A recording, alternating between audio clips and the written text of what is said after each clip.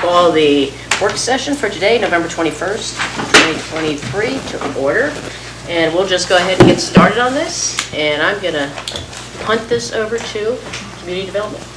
Okay, so our discussion today is going to start on mobile vendors. And I think the primary things we want to talk about are 2 points.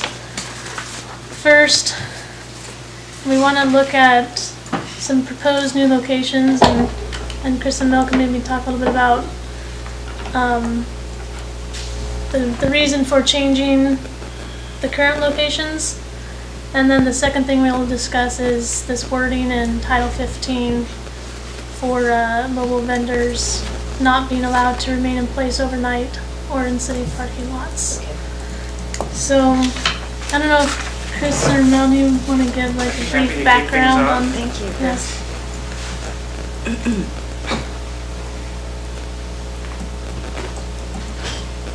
Stop the citizen comment table for a change.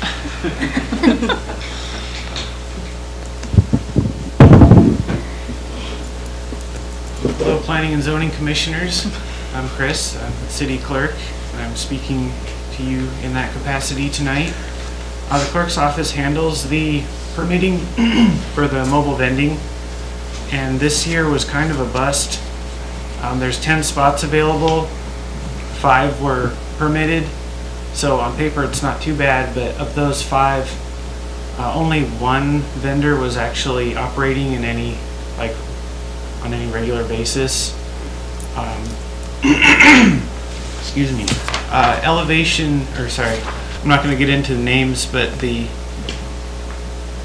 most coveted spot was the harbor permit lot along the sidewalk, right as you're driving into the harbor, and they were permitted and they never showed up once, and so that spot was just kind of gone to waste for the whole summer. It could have been a parking stall for a harbor employee, or and then another one by Wellington, also a no-show for the summer. There was a new spot at the Branson Pavilion, and we saw her a couple times, and I asked her, if everything was okay after I hadn't seen her for a while. She said it was just so slow that every time she came down, she was actually losing money. There's a new spot at Benny Benson Park that was kind of on the bus just due to the construction mainly. There were so many vehicles staged there for the highway project that we tried to work with them to relocate them into the one of the parking stalls in the harbor, but even then he never really intended to be here more than just a couple times, like on his tour around Alaska, going to different festivals, and then so the only one on any regular basis was in the campground down here, and he really made an effort to be open just about every day as far as I know, but it was not a really good experience for him. He said the campers pretty much brought their own food anyway, and so he didn't get as much business as he predicted, and he got a lot of complaints about his generator being too loud and just generally not like good vibes being down there, and he actually relocated to the train wreck on private property. He just kind of gave up on the city spot. So with that feedback in mind, it just seemed like it was time to take a closer look at this program and see what we can do to retool it or reboot it, make it better, discontinue it completely. I mean, anything is on the table. One rule in particular that was highlighted in the packet that was generally pretty unpopular among all the vendors was the vehicles or carts may not remain in place overnight. And I'm not speaking for or against this rule. I just think it's worth a look. I know it's a lot of work to get some of these carts or trailers level and get everything prepared, and to do it every morning and then take it down every night. It seemed like it was really cumbersome for some of the vendors. And then the locations themselves, in the packet that's available on our website, it has maps of all the locations, and I mean, honestly, I haven't heard much good feedback about virtually any of them. The 2 campground ones are not too popular. The one downtown is like an overnight one. It caters to the bar crowd, but that one wasn't taken this year. That one in the Uplands is considered too remote to be seen from the 4th Avenue and also too dusty. The 2 across the bay have never really been much of a factor as far as I know. And then the one by the Branson Pavilion apparently didn't generate much business, and then Benny Benson, we already talked about that one. So the only one that people seemed really excited about was that Harbor permit lot, and that's the one that just kind of went to waste, which brings up another issue of, should we be giving out a permit for the entire season for this price, or maybe do it on like a monthly basis, or raise the rates for the seasonal permit, because it goes from May 1st to October 31st, and that spot is theirs. And then one idea to kind of consolidate the mobile vending was to turn the Wellington slab into sort of a mobile vendor village, and then the pavement there is nice and level, and it would be pretty easy to set up shop there, I would think, and just kind of consolidate them all into one area and do away with most of the other locations that are spread around Seward. And then I could hand it over to Melanie in Parks and Rec if she'd like to add anything. I know you had a few other spots in mind, like in the parking lots themselves, that I think Tyler was working on. Just centralizing it into the harbor parking lots, so they're more appealing. Yeah. But that's all I had. But yeah, that's my report on mobile vending. Oh, we'll just hang there it's easier to talk to there. Yeah. Sorry. And Chris, you can correct me if I'm wrong, but the maps that were included in this packet weren't necessarily to show you where the current vendor sites are. So sorry if you did want to get a visual on those. These maps are more provided to show you where the new proposed sites would be. I believe all current mobile vendor sites would be discontinued. Is that the thought? And that these proposed sites would be the ones that the city would go with if. So it wouldn't be the Both. ones we have now And- plus these, it would be Change it out just completely. those. Correct. Okay. Yeah. Okay. Go ahead. Is there a reason in the south launch lot to move, because that was the most coveted one, to move it from the south of the entrance to the north of the little entrance? Because if we're not adding one, which I don't think we should add one there, because parking is already an issue there. Is there a reason to bump it over to the other side of the street? I mean, not street, but that entrance, do you see what I mean? Yeah. Yeah. And it may have just been interpretation of the map we received Okay, from Parks and Rec, so it may not have even been Tyler's intention to put it on that side, but Yeah, because those parking stalls shift to yeah. perpendicular with the sidewalk, so probably better where it's at in the blue, I would think. Yeah, I'd like Yeah, to the keep it where fence. it's at and not move it and not add one there, because parking's already an issue in that spot. okay, But- so just have it on the south side. Yeah, right, where the blue square is. Yeah, where just keep where it there. has been. Yeah, just keep it there. Yeah, Okay. because that is a nice spot. People walk down the street, is. it's right next to those trees, and it's kind of in that corner where it doesn't, it takes up parking, but not like it would if we moved it over. Yeah. Yeah. Those parking stalls are usually the last to fill up. The people kind of park Yep. farther and farther away from the harbor. Yeah, it is the least desirable spot for parking. Well, I agree with shifting them somewhat a little bit where you have the new ones to the old ones, because or for the old ones to the new locations. And I like the consolidated area because then it's one known location for people to go to if they want to. I know we had some commentary about, parking around that area and some, people recreating in that area, but I don't know if that'd be too much of a major problem necessarily. But having it I've always found that when you go to a lot of places, whether it's, during a festival or otherwise, people want to go to the one area to choose something as opposed to going all over the town to find it. I think too, regarding your other one, is it possible regarding the cost, like the May to September or whatever the time frame on that is, what if you prorated? And so you get a commitment from some guy or whomever is doing it that, okay, I'm going to do this for like 2 weeks, and you have a certain fee for that, or a month or something like that, as opposed to give them carte blanche for an entire season and they show up once and that's a wasted spot. I know that might be something to consider. Kind of like the slip fees in the harbor. Oh, there you go. Where you rent one day's more, but if they're less and less and less. I mean, I think that's not bad. I think it could be complicated. This isn't more work than it's I worth. I'd be okay with City. just month to month, but I don't want to put extra work on you guys, the administration. Is that Not at all. is that a For lot the- of work to have to keep getting applications in It is. every month and process and all that business? It is kind of an involved permitting process.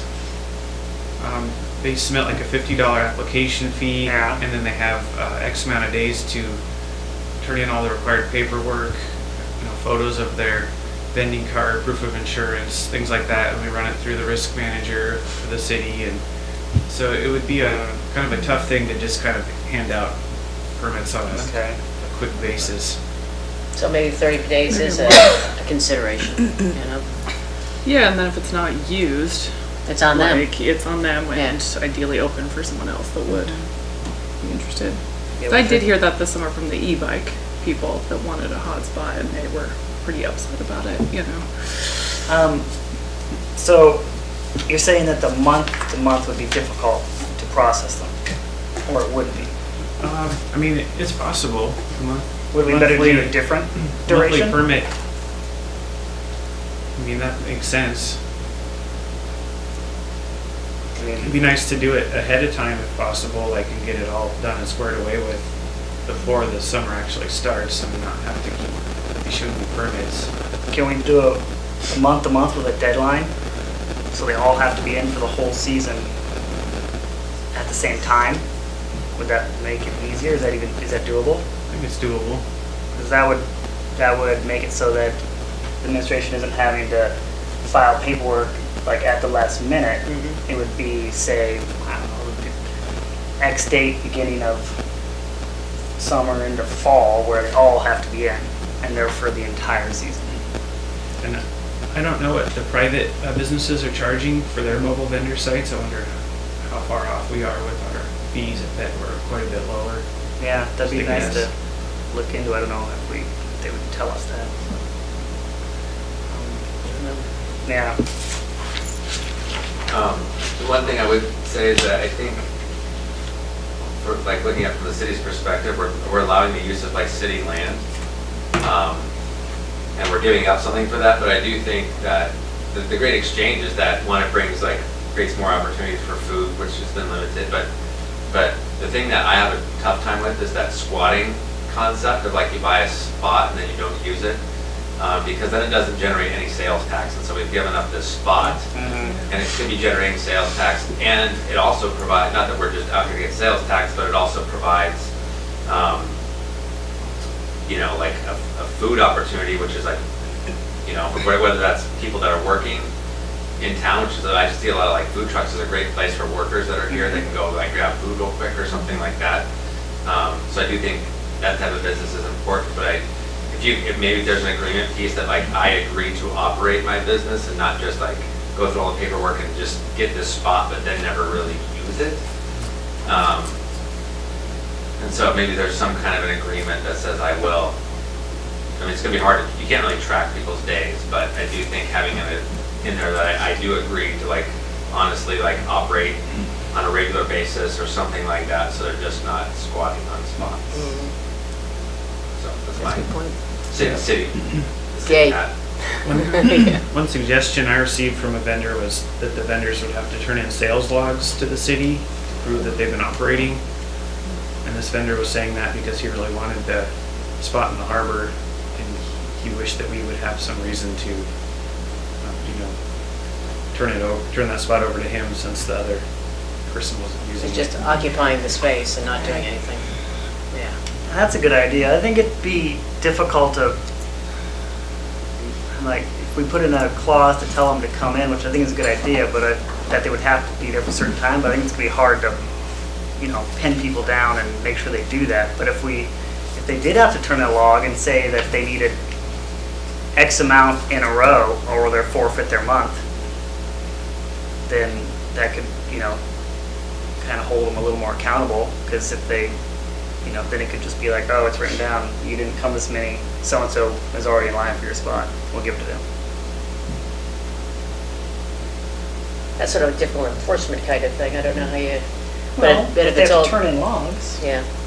What would the log look like? Is it just a sales kind of thing? Is that what he was recommending? I mean, it's an administrative burden for some guys flipping burgers or doing whatever. According to this vendor, it was, excuse me, it was something that he kind of created anyway. Uh-huh. Made it seem like it was pretty standard. Okay, I've never actually seen one. good. Well, then if something's already there you can work with, that'd be fine.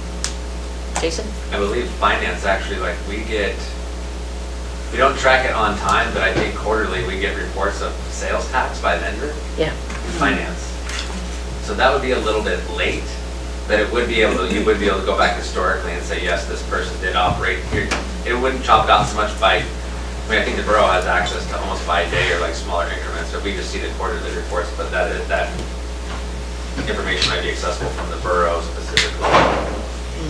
How chronic is this problem, though? I mean, your briefing indicated that a lot of these were just sort of a bust, and nothing really happened with them. Is it because of failure to effectively operate? Are they just, the weather concerns and the road construction concerns, by eliminating those, but on your average Seward summer day kind of thing,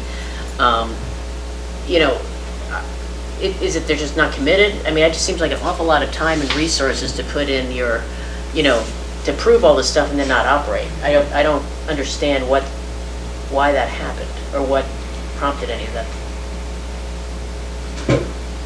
What if we just, some of these locations aren't the Right. greatest locations. No, but if you have that consolidated place, I think Yeah. that might change things a bit more. I like that, food court pavilion Yeah. there. Well, I guess what I'm saying is, what if we don't worry about trying to force people to come X amount of days right at this moment, but change the sites to, some of these are better sites. Change it, see how that works, and let people get them month by month, and then see if we continue to have a problem. Well, I think the month-to-month is definitely a go, Yeah. because I'd hate sewing up a spot for the entire summer and somebody doesn't show up, and somebody else who really wants to do something can't do it because the guy has sewn it up. Because this summer was a little different than a lot of summers, so maybe we don't need to try to change everything and implement all these different strategies, just, let's maybe change the spots, make it month to month, and see how the next summer goes. And if this continues to be a chronic problem of people not showing to their spot or issues like that, then we can come back with a, Reanalyze it. yeah. Well, I think I like that. I like the idea of the month-to-month in the pavilion area. I don't know, Melanie, you tell me if that's sort of what you're, shooting for primarily, or, Oh, in the pavilion yeah. area? Yeah, I think that would be a prime location, a nice central location. Yeah, it's easy parking areas and things. Absolutely, we can put some picnic tables out there. I thought that was a very good idea that Chris Good. brought up. And this, just point out, this map just shows like how many, the max number of potential. So I don't know if if we want 6 there, but anyway, that could be a point of discussion too. Well, yeah, probably once they Yeah. start going in there, you'll probably be able to see what will fit and what won't fit, and you Right. can cap it from that point. Sorry, you said pavilion, but you mean this Wellington part? Yeah. Wellington Okay. Pad, Yeah. And Yeah, so, like, where the yellow marks would be like their food truck, would then, all that would be available for parking, where the natural parking lot is, kind of there? That's the impression I get. Yeah, yeah, Wait. no, it'd be a cool park. Oh, yeah, like so a- parking in front of it, and then the little Right. Yeah. and then you're octagons will be picnic table area. Mhm. So they'll be Right. parking on the grass. No, there won't In be. front, like Okay. by the Grass. street. They'll be parking And on the the street. Just the Yes. street area. toilets and Uh-huh. stuff. Okay. But the That's the the vendors whole would area be here. parking That's the, on the that's the grass. bike Right, path right, right there. sorry. Right, Okay. right. And then, so there's all this area. Yeah. Yeah. Yeah. Parks and Rec's Plan okay parking with them and parking on the grass? Yeah, she Yes. called it Okay, pavilion. it's not gonna be an It's extra- not. It's Hasn't been a not. pavilion there. Well, That's that's good. you can see about Branson. It's- That's a big I was difference. thinking this Concerned pavilion, about that used to be here. Right. But if it does Yeah, turn that was out a to be long an issue, I time suppose we can We can, evaluate it. of course. I'm sorry, you were talking, I was mentioning, I should have stopped, but I was concerned that parking on the grass might create more issues for Parks and Rec with Oh, so- mud absolutely. or making tire ruts in it or weed whacking around them versus mowing. Does it take more time? Is that gonna? But maybe we could gravel, I don't know, around that area, just so, and then just leave the rest lawn area. But no, that's a good point. Was there a reason why they couldn't be on the slab itself? Yeah. No? It seems just from the aerial photo, which I know is they're different sizes and whatnot, but it looks like maybe we could put most of them on. Maybe if we didn't do 6, we could put them on the slab. Mhm. Then we wouldn't have to gravel the grass, which I don't like graveling grass. I Yeah, love right. grass. And then you would be able to mow it normally, so it wouldn't incur more man hours to take care of it. And there's still, I mean, I think we could put 2 in each and have room for picnic tables, maybe 2 in one and 3 in the other, or something. And there's room by the bike path right there. It still seems like there'd be a lot of room. I think it's pretty doable, and you don't have to have all of those there either. I mean, that's the Right, thing. you can limit it to 4 or. Mm-hmm. Because how many mobile vendors did you have last year that actually sort of did anything? No. So this year there was 5 Yeah. out of 10 spots. Mhm. Last year I don't have the stats on me, but I think it was around 5 or 6. Okay. Do you know what the peak was for the last few years? I'm not sure. Okay. But I know. those 2 spots were added. They Right. were new this year, bringing Okay. the total locations to 10. I also have a question about the south lot and the north lot. Is there a reason to put them all the way to the west versus on the east side near the sidewalk? Is that just an arbitrary square, or is that the exact location it would go? To me, it seems like they should be to the east of the parking lot, next to the Right. next to the the- sidewalk. Kind of like the in the south lot, where the one this year, the coveted spot, is in that along the sidewalk. Right. Like maybe they should be, Yeah, no, we can When we definitely. relocated the vendor from the Benny Benson Park, we put him in the south lot corner along the sidewalk. Okay. Yeah, I mean, I think I think a vendor should go in each one of those lots. It's a good idea, but I think maybe they should be up against the sidewalk so people walking Of down course, yeah. the avenue there before they can, instead of having to cross the whole parking lot to get to them. And they're kind of tucked back in the parking lot, Yeah, so they're they not gonna- might not be as visible Mhm. either. And I think I know there's more traffic on the Port Avenue sidewalk usually than the bike path sidewalk. You know, there's Right. that whole commercial, well, kind of, area with the hotels and whatnot. I think that's a good point. Yeah. What about the number 7 for mobile vendor vehicles staying overnight? Yeah, so I think from the feedback that the mobile vendors provided, it probably would be recommended by them to just remove this from code. Number 8 does specify that mobile vendor vehicles must be self-contained when operating. So if the intent of number 7 was to keep the mobile vendors from, spreading out their supplies and stuff, number 8 would still keep that within wraps. Removing number 7 would then, like Chris pointed out, allow the mobile vendors to be able to set up once and then remain set up instead of having to tear down every night and come back. And that could probably incentivize mobile vendors to actually stay more Longer. Mm-hmm. consecutive days. Yeah, I don't think they should have to tear down every night. That Yeah. seems kind of a Arbitrary. real pain. As long as you're not sleeping in there. Is there a provision, or I guess it would be what was it seen? Number 13, they had to comply with city code and policy. Mhm. That would And no keep them from camping would sleeping be, there, correct? yeah. So then Right. Okay, so we wouldn't have to put anything else There's no in there. camping and parking lots. Okay. They wouldn't want them just like camping in there. Food truck all summer. I don't think anyone in that big. Has some sanitary issues and everything. Yeah, exactly. So I think 13 covers the issue that I had with it, so I don't have a problem with taking 7 out.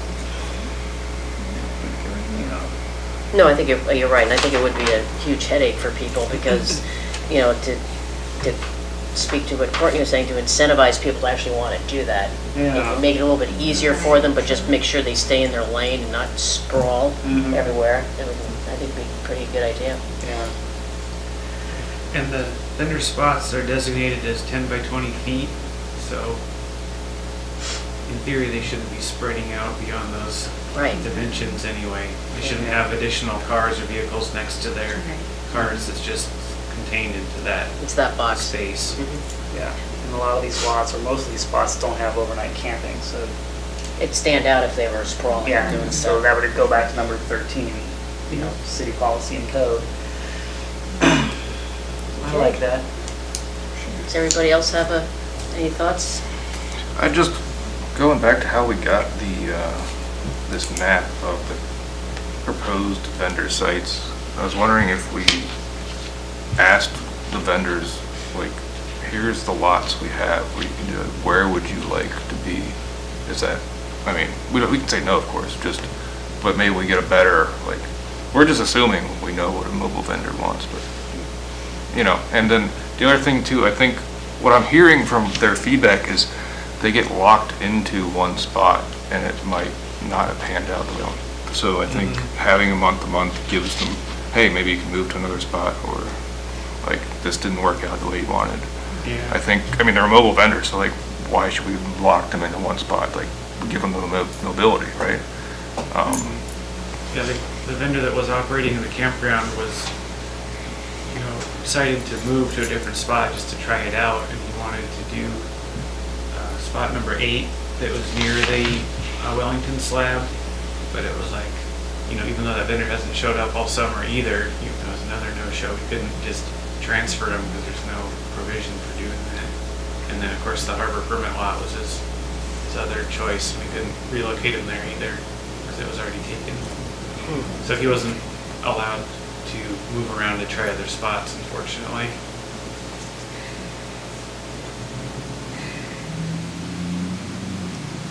Well, I like the month. Yeah, I think I that like will, change I think that will certainly solve part of that, yeah. As far as the fee goes, do you think the seasonal fee now, I think it's 300 total, do you think that would be reasonable for a monthly pass, or I don't really know what? It's 300 now for the season.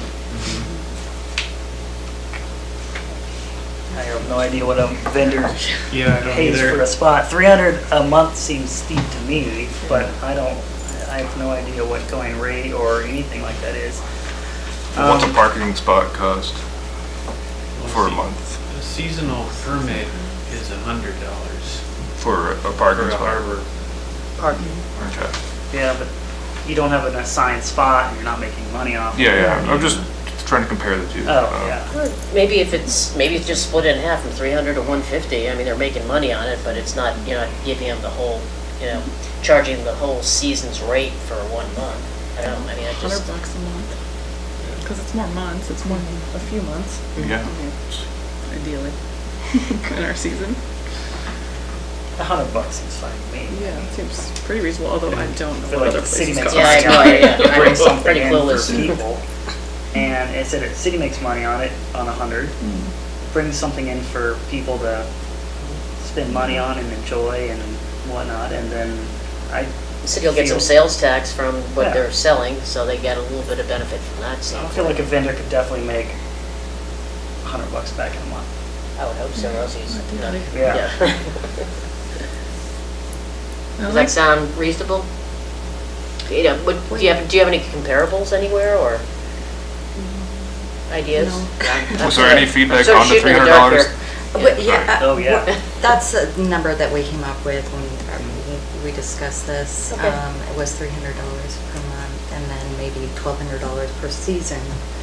But Oh. because I don't, it's pretty cheap right now. compared to other But- places, where other places have vendors? I mean, Yeah, do you know, I should have done a little more research. Well, that's okay, I mean, I have no idea, you know, you got Right, some time. exactly. you know. Right. In So- Anchorage, it's $100 a day for like an A event. day, For okay. a day Yeah, vendor. so I So don't think it's, I think Okay. for a month Yeah. is a $300 That's pretty deal fair. and should be Yeah. inviting, you know, pretty which fair. we want. Okay. Yeah, I'm okay with 300 then, if Anchorage is 100 a day during, but that's Anchorage, you know. yeah. I think $100 Or, you know, we month could, is- that's something simple that when this comes back around, maybe you guys can look into real quick, just what, of course. like, I know, there's vendors in Kenai and Soldotna. I'm sure some of those are city-run. They might have a number, and that's something we can change easily during, when it comes back around without too much trouble. Does anyone know how much the chamber charges for 4th of July or No? I'm Mermaid texting Festival? that right now. Yeah, Which I know, Should know in the room. It's on your tip of your fingers there? Yeah. I know it's a It's little, not cheap. yeah, and I know it's a little slightly different where it's like a major event, lots of Yeah. vendors in one location, but Yeah. provide a little, So we're good on the 30 days, right now, we look like we're good on the 30 days for that. So, and we're also good on, them signing up to stay within, you know, that they don't have to pack up their stuff and everything else, so we've agreed on that stuff, that's so far pretty good. So the only thing is, right now is the cost. Yeah, I think we're good with location. Yeah, locations, we're good with that, yeah. The little octagon, they'll be on the pavement. And to me, I don't, whatever Parks and Recs thinks, looking at the site would fit on the Yeah, pavement. leave it to I'm your fine with. expertise, Yeah, I guess. because- I just like the whole, you know, Yeah. a vendor, you know, pavilion Food or court. vendor court. I think that's a good idea. I think it's really good. Yeah. So, Chris. Yeah. I think so. And then we'll only hold up on the payment, but with just a little more, A little research on that. little we'll find research, out. and we should be able to fire that. And then the application deadline. I know it would be easier on the admin side to have it all at once, but if we want to offer them some flexibility as well as them being able to see how their business goes, you know, maybe 30 days in advance or something would be more reasonable for both ends. I don't know. I'm okay with that. It's because, But- Yeah, I'll Yeah. take a closer look at that. We saw that monthly was the way to go and try to see Okay. what our deadlines would be to make that work. okay. Yeah. Jason, We have a here press. you go. Got an answer. All right. So for the 4th of July, for a 10-foot by 11-foot space, with no electricity, it's $450 for the week, for that 4th of July weekend, which is usually kind of about a 3, sometimes 4-day span. Okay. And then, but vendors can normally many buy more than one spot. They can actually buy up to 3 spots, so many of them will spend, if you get one with electricity, which these ones don't, so I'm not comparing it, but with electricity it's $500. And they have like premium corner space is $550 for the weekend. Non-profit booth space is $50. So basically, if you were to convert that same size, 10 by 11, you would do 10 by 20. You're looking at $900. You're paying $900 for the 4th of July weekend. Which like most vendors have like 2 spots. A lot of times they do down over here. Yeah. Yeah. So, Well, you got some comparables to come up with, you know, Yeah. what you want to do. But I do like that idea that if, you know, having the, you know, having people register and commit before a certain time, that's a little tough, because mobile vendors, I don't think they're planning that far. It's not like having a bed and breakfast and having your stuff in at a certain time. These guys are moving and doing, but you know, a reasonable window for those 30 days. Somebody else says, oh, I'm interested, I'll come in and try to put my application in while this guy, you know, is finishing up, and then be able to move in, so you get the most efficient use of the space too. Yeah, I'm fine with that. I just want to make sure that administration, that they're able to deal with the paperwork load efficiently and that it's not causing problems. Yeah, I know you said it's a fairly involved process though, but do you put it back on them, or do you have to do a lot of research? It's kind of a back and forth of them getting in all their documents. Let's see. I know it's like the city business license, of course, and then proof of insurance. The 2 color photos of the vending cart, and then some other, paperwork that they just sign, like a hold harmless agreement, things like that. Well, it's pretty cut and dry. Yeah, it's not too Well- cumbersome. It's just a process. And once you had it on file, you'd have it for the season. So like if I checked out May and was like, ooh, I don't know, but I'll come back in July because I know they'll be booming here, you would already still have all that info if I don't change my truck, So, Would, for you guys, would it work better to have them to come up with a certain time that they all need to be in by, or like a 30-day? To me, it doesn't really matter. It just makes sense to Yeah. rent them out 30 days at a time. Whatever works for you works fine for me for timing. Well, currently, we do renewals in February for vendors who are reclaiming their same spot as last year, so they get like first dibs on it. And the new applications start in March. And there's no real cutoff time. Someone could still apply in June or July. It would just be, kind of cutting it close because their summer's already in full swing by then. But we don't currently have a cutoff when we're no longer accepting applications. It just kind of works itself out that vendors want to be ready to go ahead of time and not miss half the summer.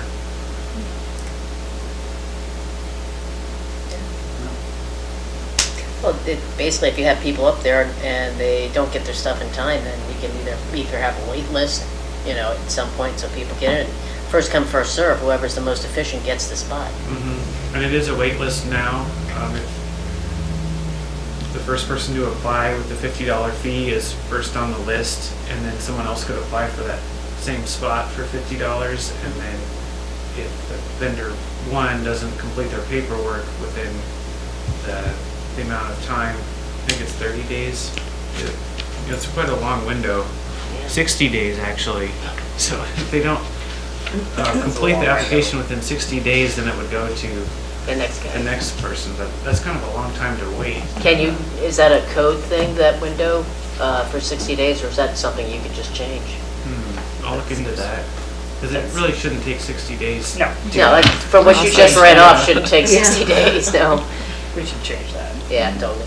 Yeah. Because that's only fair to the next person on the list, I mean, if they really want that spot. Yeah, because you can Yeah. slow drag and, somebody, and, some places will do that. Not necessarily vendors, but I know there are businesses, they'll sew up a certain area so nobody else can get it. Especially if they're applying, into the summer, you don't want to wait 60 days, because then summer's over. Yeah. You have to look out for the city and what their revenue is for that, because that's a valuable piece of terrain that somebody could be on there, they could be getting, money for that, whether it's, the rental plus the sales tax. And I think that's kind of based on the idea that people would be applying for this in February and March, but it doesn't really say that they, have to apply that early, because if the spots are still open, there's no deadline. Right. Okay, Can I just have so some- just to recap, we're gonna get some fees coming back to us, or whatever the recommended fees are that, and then possibly shortening up the application process. So did you want anything to come back to the commission, or, because the only thing really that the commission has the power to make a change to would be the land uses allowed, Title 15, but that's up to you if you want another discussion, or if you want to take the feedback you received and just make the changes according to your guys' needs. So for that land uses allowed, would that have to be passed by P&Z before it goes on to council? Mm-hmm.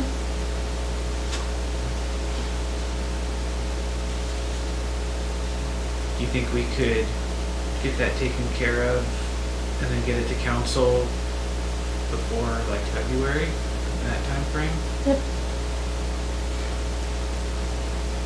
That'd be good, to move it along and get this thing done and nailed down, and makes it clear for everybody, because your operation has to react and be able to figure out where, and dealing with the vendors and things as well.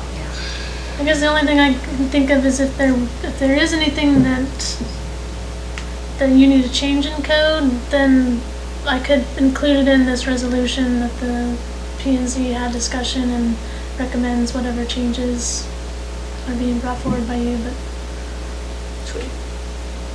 yeah, I don't know if, I guess the fees would be in the fee schedule, huh? And that would have to be changed by resolution as well, the fee schedule, Mm-hmm. and the council has to approve And that. then, but I think that's gonna happen at the end of the year, so before probably we get to this, but anyway. Okay, sounds good? So I think, yeah, you'll probably just see the code language come back. Okay, I'm good. Can I just ask a question while we're discussing it? Is on number 4, when you can't operate between 10 p.m. and 6 a.m. Is there just the one spot in downtown that could do late night, or what? Yeah, kind of that's the the background. exception. It's spot number 1. It's almost like the reverse of those hours. Right. I think it's like you have to operate between 10 p.m. to 6. We're pretty similar to that. And it's just the one spot that we have that is available for this? Is that Yeah, I think so, down by the bar. Okay, where the yeah, bars yeah. are right there. So that's And interesting no one took though. it this year. How does, and there's no language to grant that exception? Yeah, that's 'cause it's not in interesting. here. And Maybe like, unless otherwise posted covers it. That Unless last- okay, yeah, sentence unless on number otherwise 4. posted. and like, why is that in there, I guess? Is that important, that you can't operate between? Maybe because they're worried about noise? Yeah, I understand. I don't know. Yeah. For, wanting to shut down by certain times, because most of them were by the campgrounds, but I think I shouldn't say most of them are by the campgrounds, but, I mean, it is kind of a harbor area. yeah. Yeah, in the mobile vending packet, there's an exception noted for location 1. It's permitted to operate between 10 p.m. to 6 a.m. So it is the It's just that unique spot. exact Yeah. flip of those hours. Okay. Just curious. Probably not been a problem, so, sounds good. Okay. Cool. I think we're golden for that for now. So when do you want to bring that back to us? January 9th. Okay.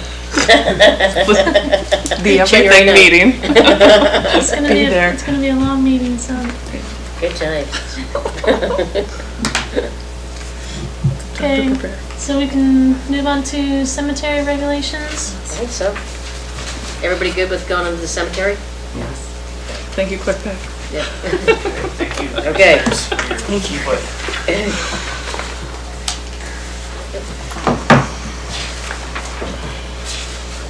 So I think I think some of the main points that we need to discuss, given the feedback we received from the citizen, and also past discussions, would be the fees. But before we jump into the fees, maybe we'll just kind of walk through the proposed code changes, and I'm not gonna go through every single one of them, but just if there's any questions you had from the feedback we received, or just questions in general, or input that you wanna give, then just let me know. I know Carol had some comments about definitions and whatnot, and I'll go through those with, more fine tuning, and I think all of them seemed reasonable, and. Yeah, just consistency on Yeah. some of that stuff. Yeah. So that, I think that's great. Whatever. So I'll make she's- those Yeah, I think updates. she's fine. Okay. And then going into 7.20, 020, generally applicable to private and public cemeteries. I hadn't proposed any changes. I believe Carol had made some suggestions of just moving. Trying to find exactly where it was, but maybe moving some of the information about the wording for permits, and then maybe moving some of the information about the marker reservation fee, or the marker fee into that section. are there any strong feelings about that, or I'll just kind of go through that on my own time and evaluate? No, I that think better? that's fine from what I could see. I think what she was clarifying a lot of this stuff, because we didn't have columbariums before, and now you need to sort of insert some of that language into the areas where we're talking about a grade, but you need to make sure that you have the columbarium factored into that as well. Right. The niches of that areas. Yeah, so yeah, I'll make sure to add the columbarium in all of those areas. 7 on page 10, 7.20030, rules and regulations. We're crossing out letter C, that said rules and regulations will be on file with the city clerk, just because historically it was an approved resolution that had the regulations, but now it'll be in city code, so Okay. I mean, it's on file for everywhere. And you're okay with that? Well, Or, yeah, if I may, I just wanted to say there's been some confusion about like who does what over the years, and I'm Yeah. still It's fairly moved. new here, but it seems like it's kind of gone back and forth between community development, Parks and Rec, the city manager's office, and the city clerk's office. And in city code, it says that the city manager's office is like in charge of pretty much all of the permitting, and the city clerk kind of comes in at the end for like retaining the finished permits. But for some reason on our fee schedule, the city clerk's office has like the fees listed under our department. So I'm just trying to sort things out, like as to who does what, because our office has been doing these cemetery use permits, but there's nothing on here that we like really help with in particular. We just kind of pass them off to other departments. So it'd be nice to just kind of get this more streamlined, just for the sake of better customer service and less confusion among departments. yeah, and I think the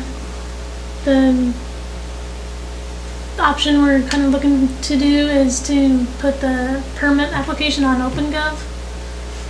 And so it could be found online easily, and then if someone needs to come in to either help with the application or that sort of thing, then they could either come to community development or Parks and Rec. Parks and Rec isn't necessarily always there in the office, right? So, Right. so then that we would have the two options for those offices, either community development or Parks and Rec.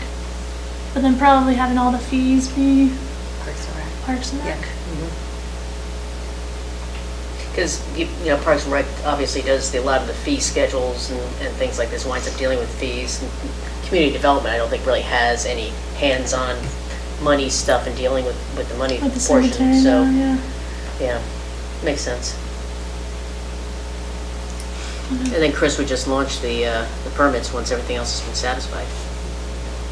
Is that how you would see it? In city code, it says the clerk's office retains the permits once they've been completed. And any supporting documents, or something like that. Yeah, so, I mean, logistically, we can work out the details of that. If the permits were all on OpenGov, they would be retained, and you would have access to them. We could print off a hard copy for our records. Yeah, Yeah, you guys have to figure that one Or out. not. Okay, depending on Yeah, as this long as you volley's have going. access to them, right? And then too, we have the GIS system, which then also has now become kind of a Another- permanent record system that we did not have before. Yeah, which is huge. That really shows where people are, and we can attach documents to that as well when it comes to like obituaries, like where they're placed, and other types of information. And so that is also another form of permanent record that the clerk has access to. So that would fall underneath the planning department then to pull up, because GIS is sort of their bailiwick primarily. Yeah. So yeah, the clerks would still have access to all the records, but wouldn't technically need to hold them since they would be held within the electronic system of GIS and OpenGov. That sound good? I'm good. Did that help 'em? Solve that right now. Okay. I think, so then then on page 11, for burial site reservations, I don't believe anywhere in code it had specified the number of years. It must have been specified within the cemetery management plan or within the, probably maybe that resolution or agenda statement that I included in at the back of the packet. But I think historically it was after 5 years, the burial reservation needed to be renewed. And from past work sessions, we had proposed 10 years. Anyway, Carol had some comments about that time frame. Just putting it to you guys for discussion. What if is there an amount of years that you think is reasonable for letting someone hold a reservation before community development checks back in with them? We don't want to make it a burdensome process for community development every year. We don't want community development to have to like keep calling Chasing a whole people bunch down. of people to see if they still want their burial site. Right. But I definitely think there is a amount of time that they need to hold it, and then, 10 years seems fine. I'm happy with that. Yeah, I think If that's you don't reasonable. use it in 10 years, you can re-up for another 10, or you can let go of it. And I mean, if we start to see that there's a lot of people reserving lot plots and columbarium niches, then we can change this and lower it. Because I could see one concern being, well, if we're getting a lot of sites booked up with reservations that then limit what people can choose, then we would want to check in and on a more regular basis to say, do you still want this, so we can open up. But we're not really getting It's not a problem yet. a lot of reservations. We have reservations, but it's not Okay. limiting options for people, if that makes sense. And you're limiting how much they can reserve, though. They can reserve as many as they want. It's $500 per plot. But you're not having a problem with people reserving a whole bunch and Yeah. we're already running out of space. No. Yeah, it's usually Okay. either a husband and wife reserve or, Yeah, that seems fine. Yeah, 10 years I think is still good. I don't see any real concern for that. What do you guys think? That sounds all right. That was one thing that was always kind of a mystery to me, because on our cemetery use permit, there's no mention of the reservation fee. So people would come in to fill these out.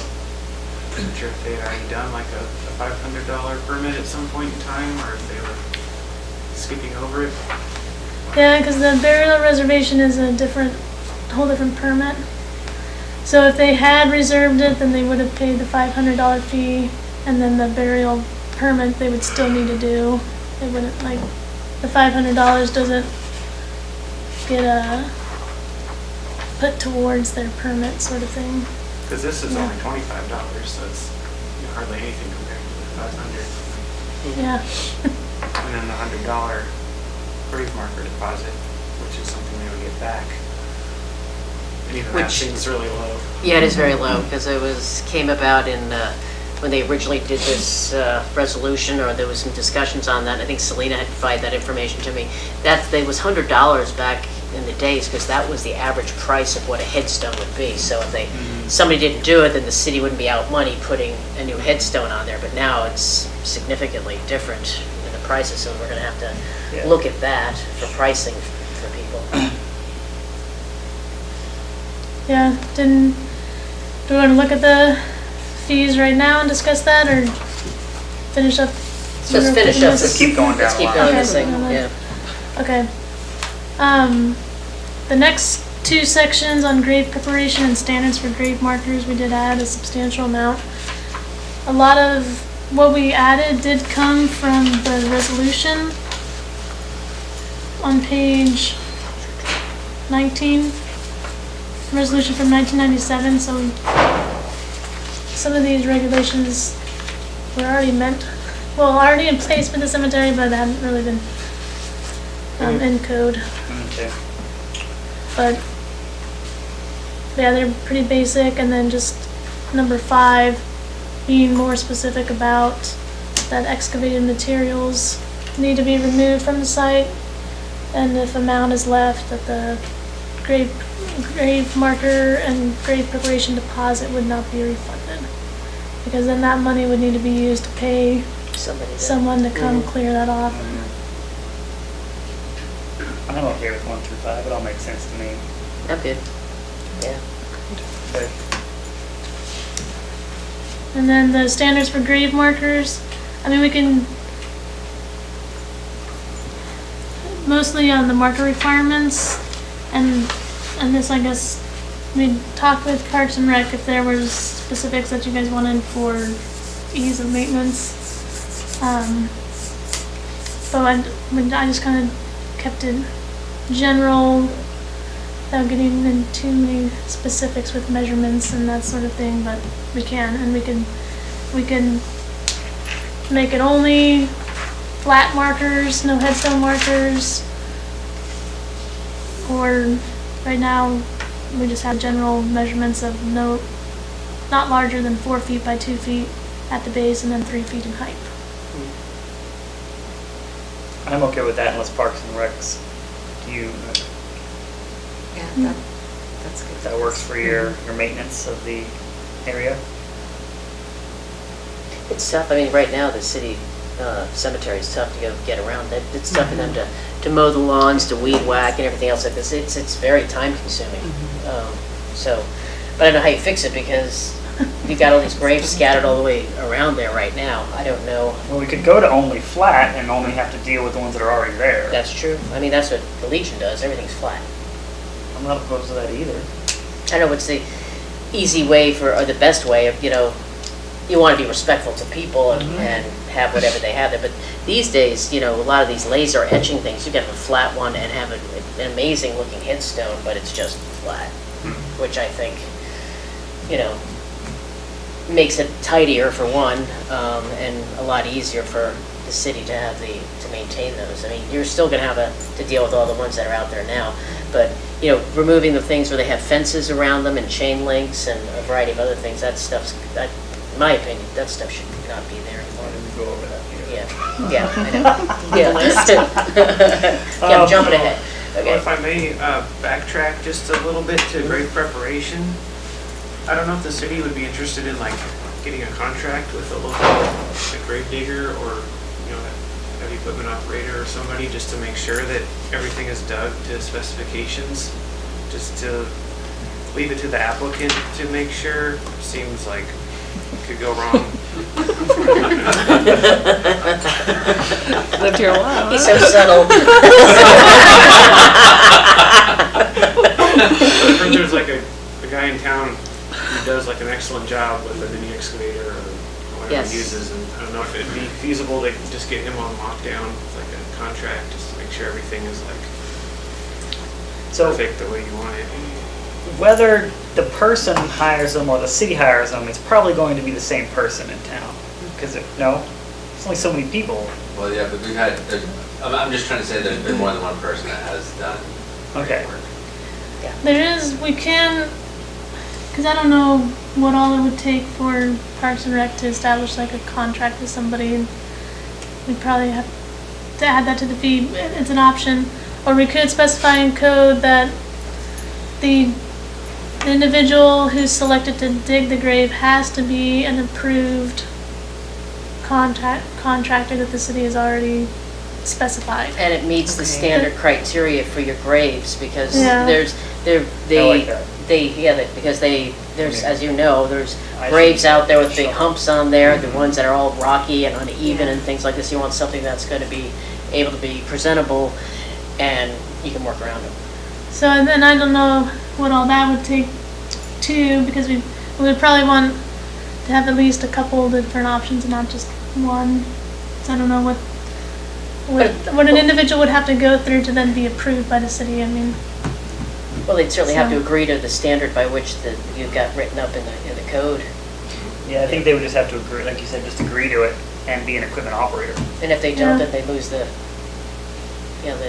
license or the Right. contract or whatever. yeah, okay. We do have one person that has done a number of ones, and he's done an excellent job. You barely know he's there. Yeah. Afterwards, you're you can see where it was, but you can't see track marks, you can't see anything. Yeah. Yeah, I think that would be kind of nice. And that way when somebody comes in to do this, it's here's here's who you get a hold of. This is who we deal with, instead of having to call around and find somebody. No, I think that's good. Yeah. Maybe give them a list of available people that meet your criteria, and then they can choose from that list of people. And they can negotiate whatever prices they do. Yeah, Yeah. that makes sense. Okay. We were talking about the headstones. Mhm. Tall or flush? I would think flush. I'm okay with That's flush. my thought of flush. You guys have a preference? Yeah, I thought we talked about this before, and I can't remember what we had. I think I think that's where we came up with the sizes. Yeah, I remember if we were gonna, one idea we had, if we were gonna allow non-flush, was to potentially charge for it, like, or something like that, because for of the the extra increased maintenance cost. if you had so there'd be a yearly or a yearly possible maintenance fee Yeah, maybe, I think because the we more kicked around difficult ones? An idea like that, I don't know if that's, I vaguely recommend that, recollected that conversation. It sounds, I mean, I But think they it's- should pay more, but that sounds hard to have people pay every year. yeah. I'd have to And think the of a flat paperwork gets rate. lost, I mean, those headstones are gonna be there for a long time. Okay, a lump sum. That's even harder. I know. Let's That's still just go pretty flat. indifferent, but do other people care, I guess? Like, do people want raised headstones? Like, A lot of people are that's, still doing the raised headstones. It's so an older style. It's old school. Yeah. Yeah. I don't know. Do you guys It's a have a preference? consideration. I don't really, when they're flush, the grass grows over them, so they're not as visible. But we can accommodate either way. It just keep you up with the actual maintenance, because if they're flush, and if somebody's out there keeping up with it, and you're weed Yes, whacking of around and course. stuff like this, they won't get buried. But if you get to the point where you're not doing it, yeah, you're totally right, they could be, covered over. Right. But I would hope that wouldn't happen. No. But the cemetery gets maintenance fairly often, so. Absolutely. We don't have a Yes. encroachment problem with vegetation. Sure. Yeah. I can go either way. I like the flush. I mean, if we could say we like flush, and if city council doesn't like it, then There you go. like they can take care of the problem. I'll say, okay, you guys get out there and mow the lawn. I'm okay with I don't that. know.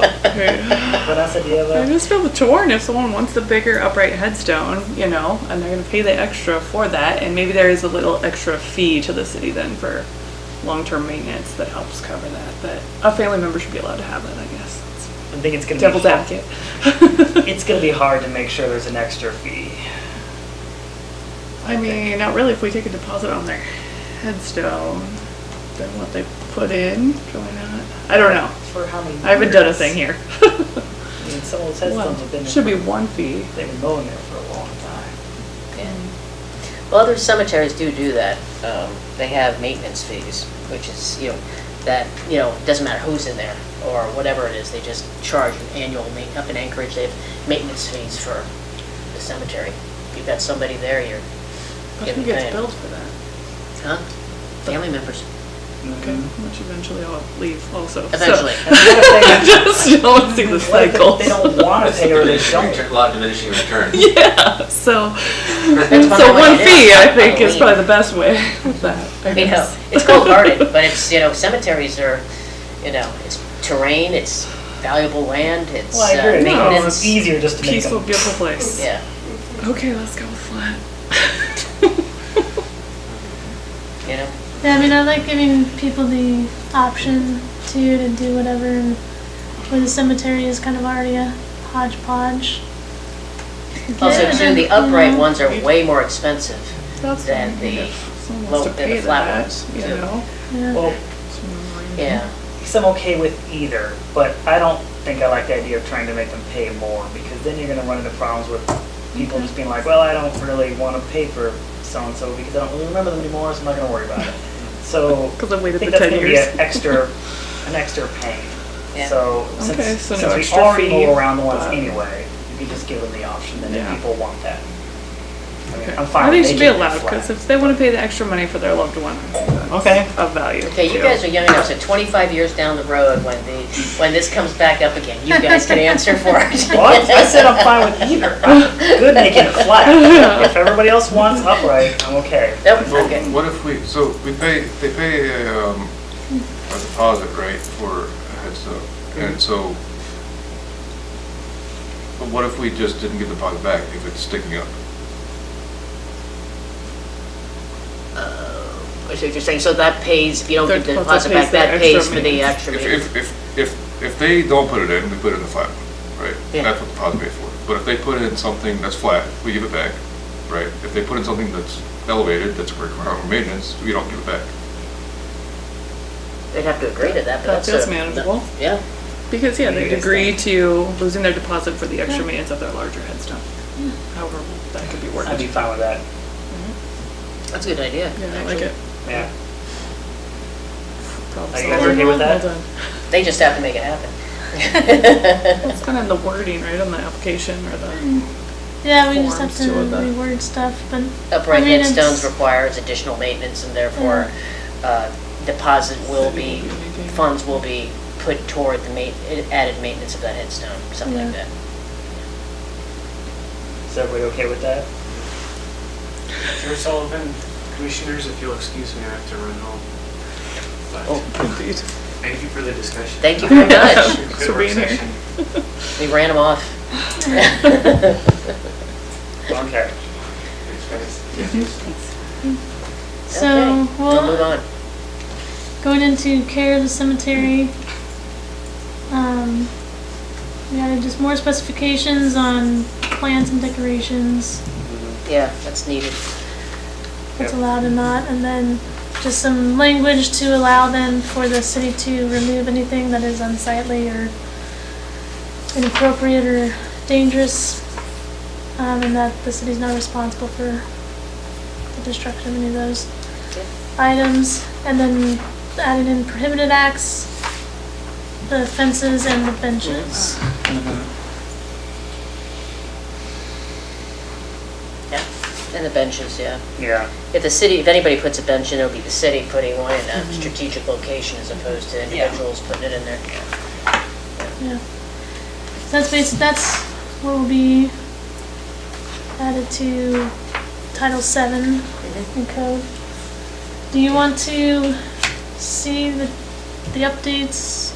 You know, me taking Carol's comments and our comments from today and making the changes? Do you want to see that again in another work session? Or can you to just look over? email those to us and so we can take a look at them and if we, you know, I just like to see that if that's okay. I don't want to have a whole new thing because it's most administrative or editorial. I'd like to just see what it is if you're good with that. Yeah, I think that should be fine as long as it's blind CC'd and, Yeah, PCC'd on everybody, yeah. yeah. Okay. So then, moving on to the fee schedule.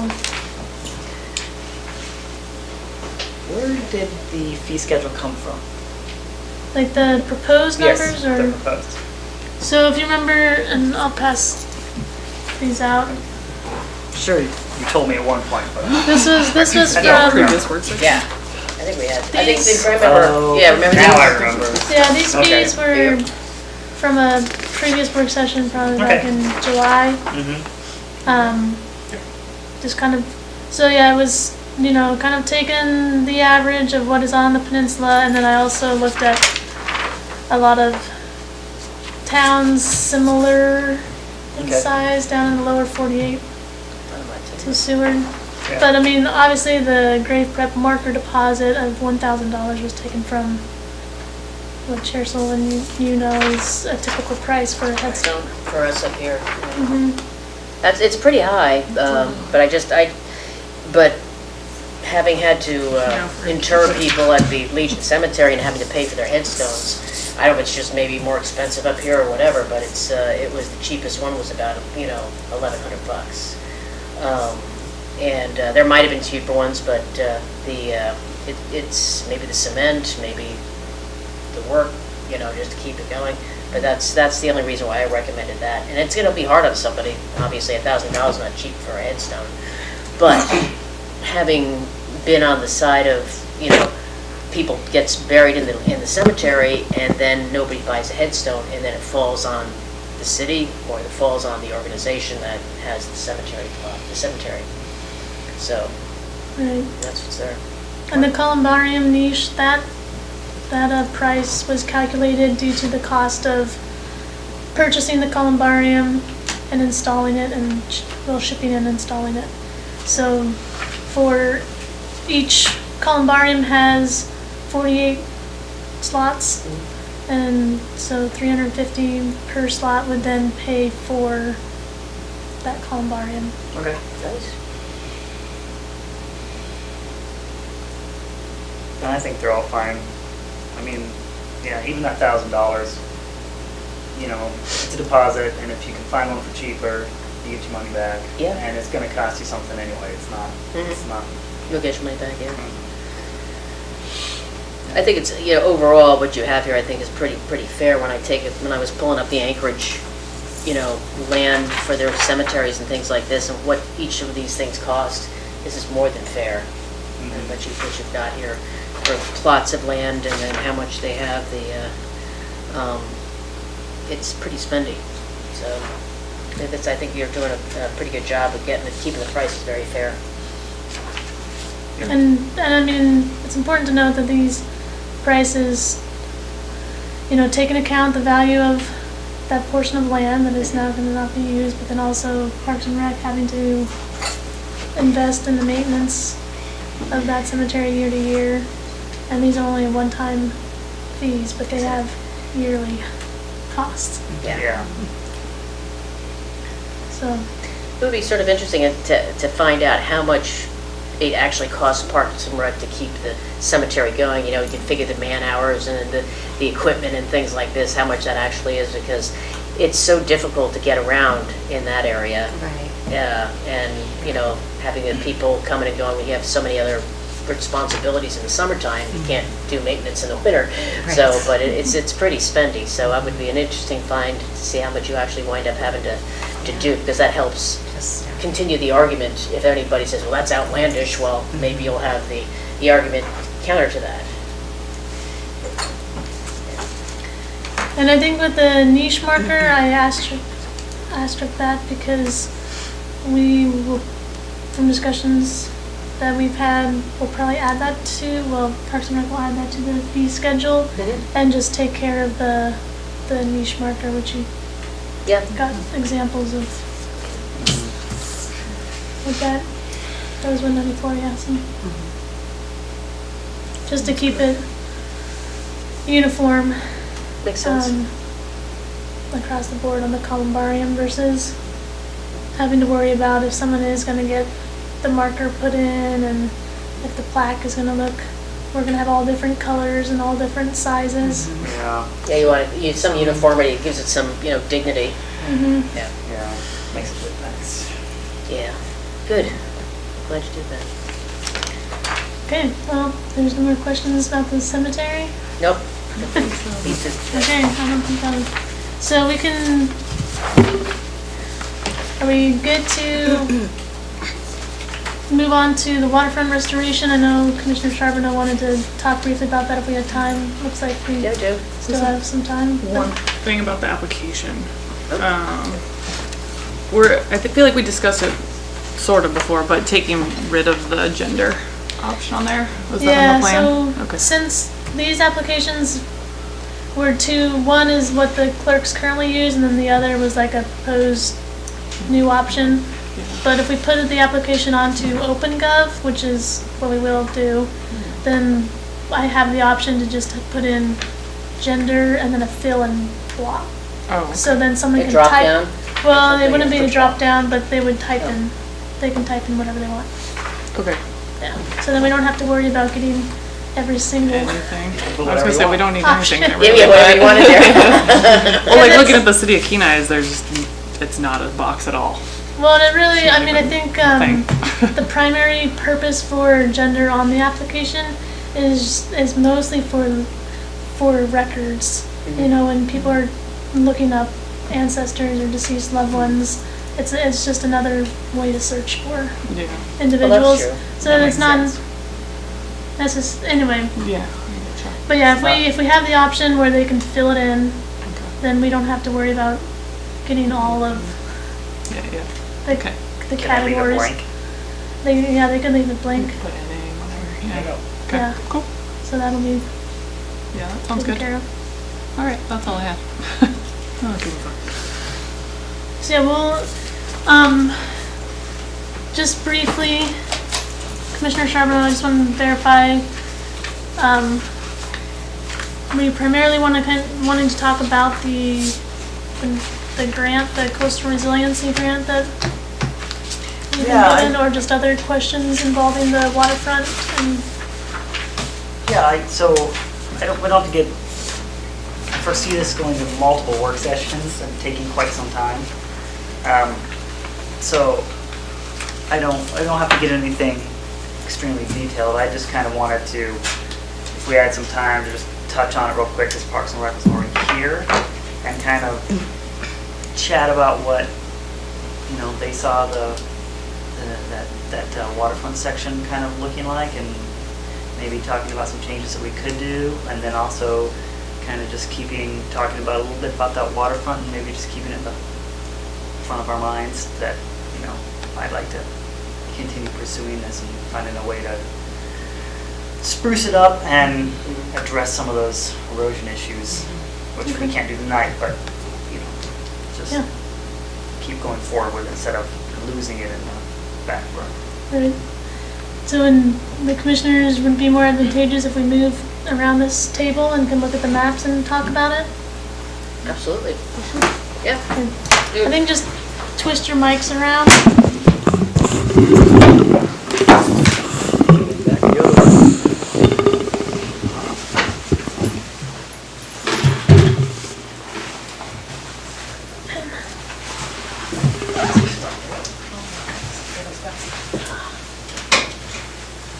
And probably just turn the table almost.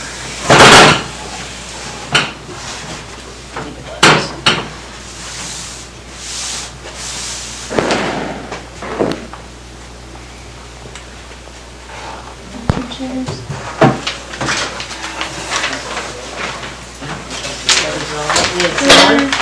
They're all zoomed in except for this one. So maybe I'll start with this, and then if we want to zoom in on an area, I can pull out the zoomed in portion. There you go, get more people here that needs to slide on in. Just in the back. What? All right.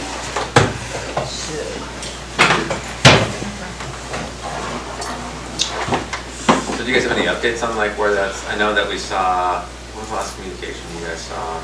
That was in September, I think the end of September. They got awarded the grant. How much is the grant? It was, did I put them? What were the No, I stipulations mean, it of was it? like, there were like 27 recipients, and it was, like $74 million, or maybe even more than that, but anyway, divided. So I'm not sure how much money we were given, but, we're Stanley, I was talking to Mel, and we haven't received any updates. Okay.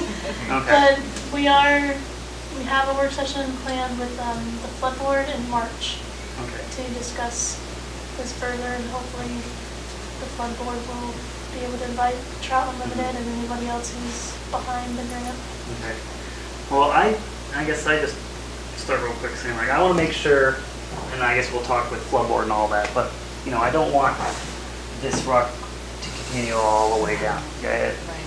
This portion of the beach here, which isn't on the map right here, but has that nice grass berm behind it. And I would like to see that mostly along the waterfront, work towards having a I don't know if that quite gets there. not quite, but I think that we all know what it's talking about. At some point in the future, and this will take a lot of work, but it would be nice to get to something similar to that, where we have a beach, we have a grassy, that kind of beach grass a natural species that you walk through to the beach, and then you have the sidewalk, and then you have camping and whatnot. Right. We used to have that years Yeah. ago, and it looked really good. Mhm. Because right now, it's pretty beat, Yeah. the grasses and things like this, because everybody's out there doing stuff. But if you move all those fire pits and everything back, I think it'll restore it pretty well. It'll take a little while, but it'll We- come back. Yes, and we've also, that one storm a few years ago, we did lose a bunch of earth from one section. So Absolutely. because the stream's not putting gravel back there, the whole reason we have this land is because that stream, Lowell Canyon, dumped it all here. By moving it, we're not replenishing any gravel there. So it's slowly being taken away. And we saw it up here that they had to, armor it to protect the area, and I don't think we want that down the whole beachfront. It doesn't. And I know it's a lot further off in the distance, but there was talk with the flood board and putting gravel back to refresh areas that had been taken away. But that's a long ways off. So I just kind of wanted to talk about what Parks and Rec kind of saw for this area, because you mentioned that things of the fire pits have migrated into the grass, and it seems to be this kind of beaten down, kind of burned area sometimes. Yeah. Yeah, they were all before, everything was back in the parking, the right where those things are. But that gets kind of congested in the parking area, and so it's more ideal to have it in the grass. But, Yeah, because some of the motorhomes are huge, but still. yes. But, then they sort of, to me, what happens is because everybody's staked out their claim right there, so to speak, then that beachfront is no longer the town's beachfront. It's Yeah. these motorhome people that have got that there. That's why I'd like to see it backed up a little bit. And just let this come back somehow, because it used to be gorgeous. And it's been, I don't know, at least 10 plus years or so that it's migrated there, which was efficient for for land use, I guess, for the people that are there. But the beachfront isn't for motorhomes. Beachfront's for our community, and I think we need to bring that back. However best you can work it, I don't know. maybe you don't do the big fire Look at pits that. anymore. Maybe they should have the smaller fire pits of some sort, because those are rather large.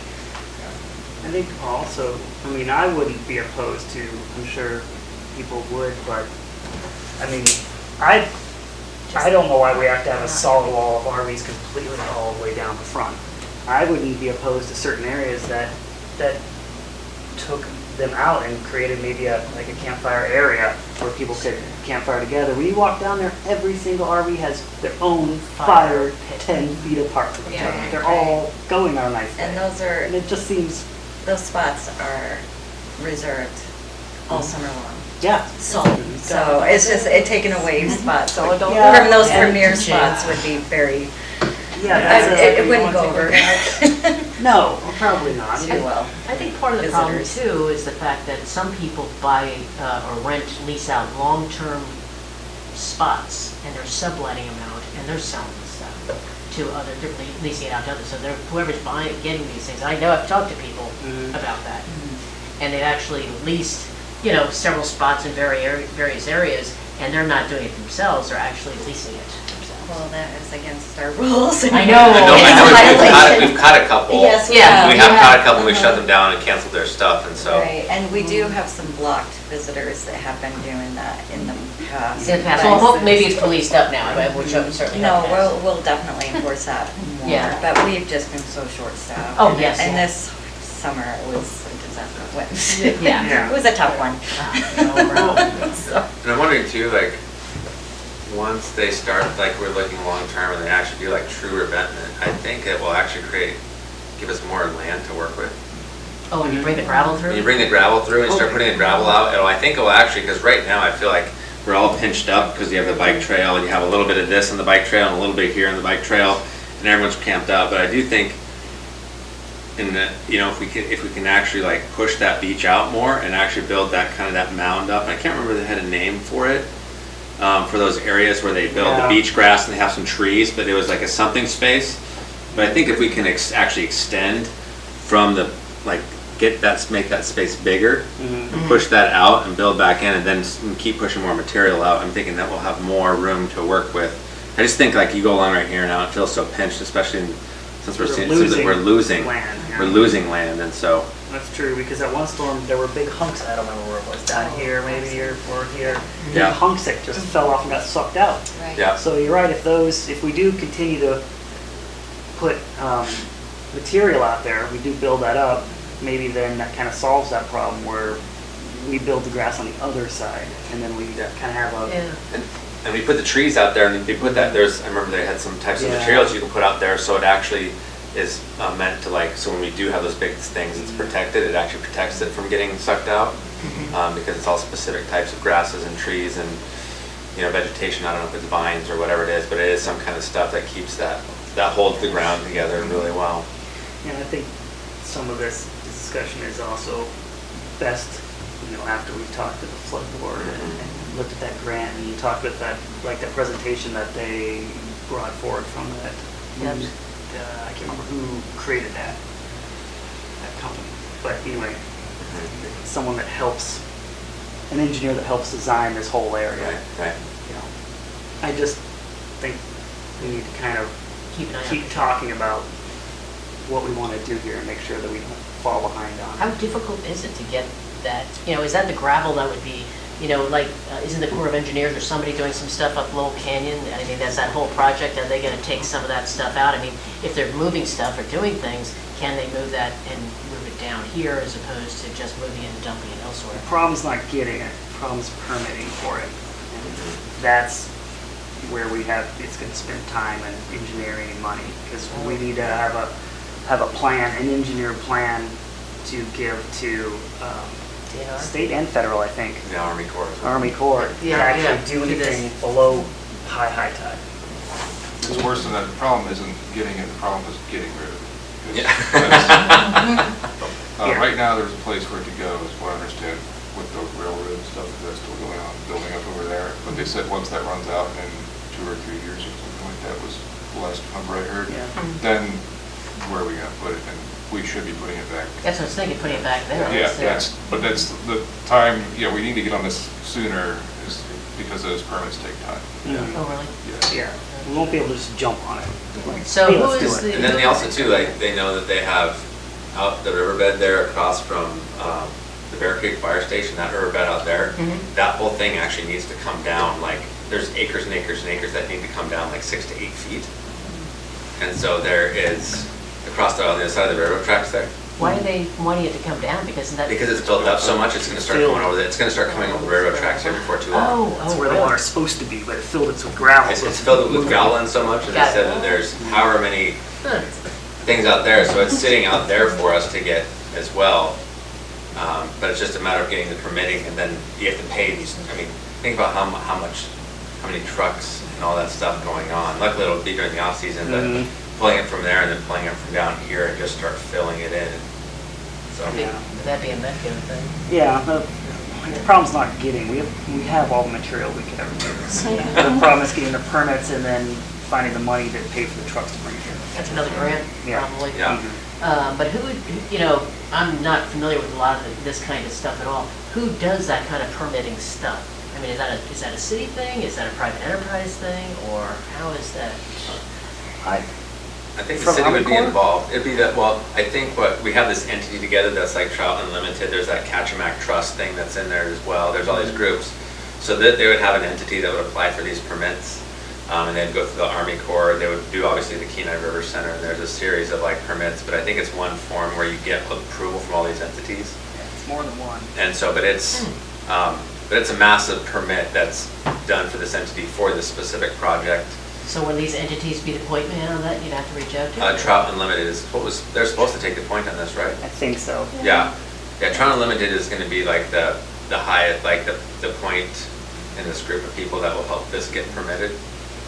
Because it also involves like the Scheffler Creek improvements, and also too the fact that like when you put these gravel beds back to the way they were versus the rock, it's just more friendly towards salmon and spawning and just their movements and all this other stuff too. And so I think that they're the ones that are ultimately going to be like getting us, and luckily Trout Unlimited, I'm sure they deal with very large scale permitting, whether it's like stuff like removing dams or whatever it is, they're involved in some really big projects, or like getting like things, major excavations, so I think that they're pretty familiar with how to go through these permits, and then it is just gonna be getting the money, and an engineer plan on like how much are you dumping and where are you dumping it, and in what series type of thing, and then So having. DEC would be involved in this too. I'm Oh, yeah. sure. It's a big deal, a lot of And- permits. Yep, and then obviously on this type of thing, like you could literally have, it wouldn't just be like a Metco, you could have like Metco and Andrews and probably QAP, you could have like multiple,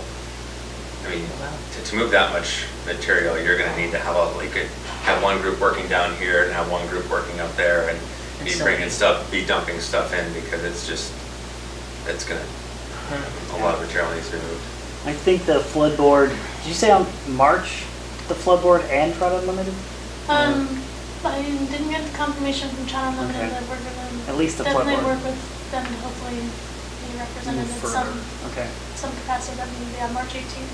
yeah, so they'll have a bunch more information. Do they, yeah, well, that's good. I was sort of Yeah. wondering, is there priorities, these massive organizations, is this, ours a, sort of like a minor thing that, how do you bubble it to the top where it becomes something of significance for them? Because if you're saying they're dealing with lots of different things, does it have to be a point of urgency? Or how do they prioritize to take somebody on to do that? I don't know, you can talk to them. And then that just is, they were granted the Yeah. money, but it should be a priority to use it, right? Get a plan.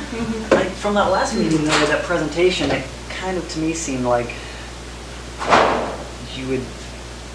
it worked best to kind of get an engineered plan, and then you take that and flood board can tell us all of this, but then you take that and your permitting goes through a lot smoother because they can just be like, okay, look, you have a 5-step, you have a repairing zone, you have blah, blah, blah, it's all a plan, it's drawn out by a correct engineer to deal with coastal engineer, I suppose, and then it goes through a lot smoother because you're not just throwing stuff down, you're following a specific plan because this area acts differently. Like, it doesn't act the same way with every storm. This is different than this, and so somebody go through and look at the whole area and design How and where it needs what's to go. going to work best without just, you can't treat it the same. So we can deal with this stuff, with Parks and Rec, with, the stuff on land, so to speak, and make sure and simultaneously work with the other permitting efforts. And I'm just sort of wondering if the city, who's the point in the city to make sure that goes? Because it seems like it affects multiple departments here to some extent. Heavy hitting on your department, obviously, but, in terms of, community development and planning, that falls somewhat in our bailiwick too, to try to move this stuff forward as well. And I just, how everybody there's so many different pieces of the pie, but you want to be able to make sure you get it organized, because otherwise you continue to plan to plan and you never go. And just, I don't know how do you execute the launch point to get the thing going as opposed to kicking it down the can down the road. Yeah, so I just wanted to talk about it real quick. Very good. We don't have to go much more into it. I just wanted to touch on Yes, it. I'm always into, trying to think of that, Yeah. but I guess once we wait until March to talk to those folks, to bring it all together, Yeah. specific questions. Yeah, exactly. Just kind of keep it in the front of our minds. The Parks and Rec, do you guys have any plans here that anything you want to change, or what's the? No, we don't have any plans right now. I know there was talk about, like in 2001, helping with the erosion out in the SMIC area. So I have the plans for that if you were interested in looking at it, and maybe that give us some idea of what Yeah. we can do here. But I know it's a totally different, the land's totally different because of the earthquake. That's why all the large boulders or Yeah. concrete slabs are out there, so. Okay. And just as a small mention, could be a large mention, is that a number of years ago, they were trying to figure out where this oil was coming from, and it's actually coming from out in the water out there. And there's off the coast here, and I don't know exactly where it is, but there's tankers that are and they fell off and Train, yeah. they fell into the water. Mhm. Kind of like USS Arizona, it's still leaking oil. Yeah. And so these are still actually leaking oil. And they have some kind of like bunker oil in them or something like that. And so Norm has been really pushing on the Coast Guard, but like the Coast Guard gets a lot of turnover or whatever. But when they went down to the Pacific Marine Expo, he talked to NOAA. And really that whole thing is a federal issue. It's a Coast Guard or NOAA issue. And so he got the right person to start. He's like, hey, if those things go, you're going to have a really big issue. You might as well like deal with it now. And so they are bringing up a like global diving or some big organization is coming in, and they're going to go take a look, see how it is and what's down there and what the condition is and all that kind of stuff. But and they may give some type of like environmental credits to a company if they're willing to come in and do it that way. But anyway, they're searching for a solution. But it is somewhere off of here, somewhere where all those train cars went down, and so they are going to be looking to remove either those cars or remove the contaminants from the cars or something like that in sometime near future. But that's a little off the side, but also somewhat related to this whole thing as well. So. Yeah, because the oil tanks, when they blew up and everything spilled into the bay, I don't know how long oil will hang out. I don't know. It sinks far down enough. I don't know how, all the tidal shifts that happen there, if there's anything there, because I don't know if any of the oil tanks actually fell into the bay as well as blowing up and parts and pieces. There was just so much. I think some tanker cars or something fell into the bay. And there's train cars. Train cars, yeah. As well. I mean, it's crazy because the USS Arizona is still leaking fuel, and that was in Pearl Harbor, December 41. And so that's, but this could,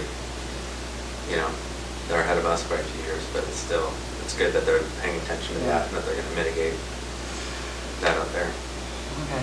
Figure it out. Pandora's box that Yeah, opened up. well, I know. I do that sometimes. And I think also, just real quick, what Jason said earlier, by adding more land here, we can get back what we used to have instead of trying to push back from this way. Yeah. Does that make sense? Yeah, because the erosion is gonna. Yeah. Yeah, I think when I remember them talking about it, that's really kind of like their plan. It's not just to go dump sand in the water, but to really create like an area that is like mitigate the damage and find a way to kind of build it back up and get it maintained, and then make it so it's more resilient to storm surges, tsunamis, and that type of thing by adding that type of vegetation and creating larger buffers for that. So. I think I also mentioned too that there was different approaches, like you had mentioned, before.